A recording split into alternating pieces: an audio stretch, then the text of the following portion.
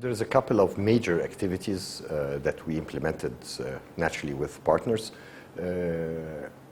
One of the major activities is MEDAFinance, where we had a training program how to access financial instruments that are provided by donors for SMEs, as well as development banks and funds. The other part of the program was getting together through three major panels in the presence of the Prime Minister, a number of ministers, EU ambassadors and member state ambassadors, where we did a comprehensive survey of every cent availed for SMEs all around the Mediterranean. It's $22 billion of grants, soft loans, and technical assistance that's availed by donors, as well as development banks and development funds. So it's simply from Mexican aid to Australian aid and everything in between, European Union, USAID, everybody. And then there is one important element also that we focus on. One of the major problems in the Southern Mediterranean, banks operate based on collaterals. So non-banking instruments is the only way for startups and small organizations to grow.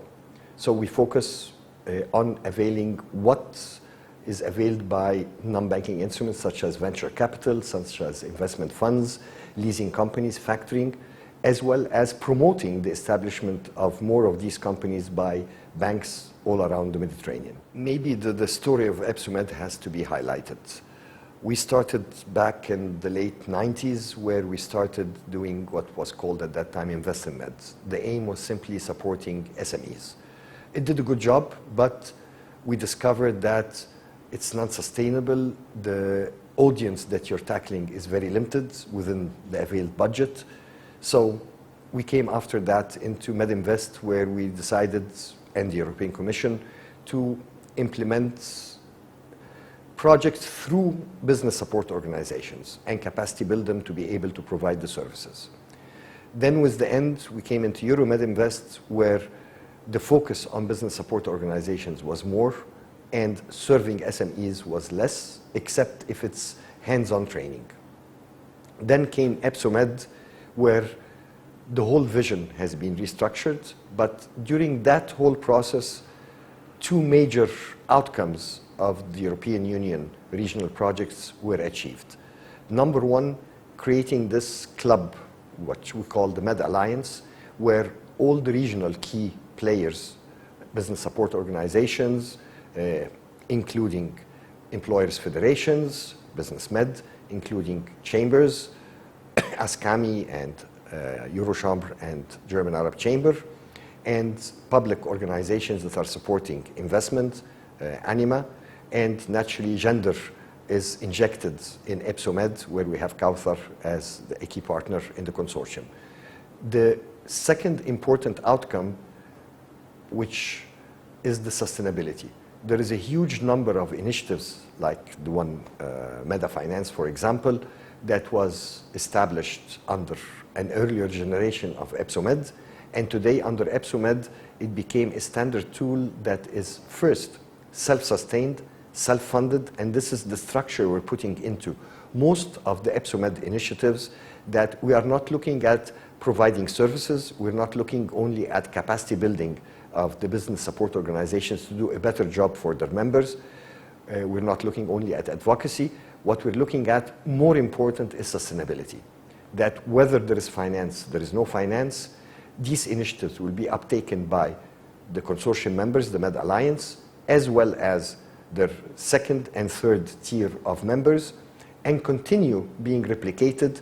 And most important, you're creating across the Mediterranean, north, south, east, west, bridges linking business support organizations, and on these bridges, SMEs are crossing.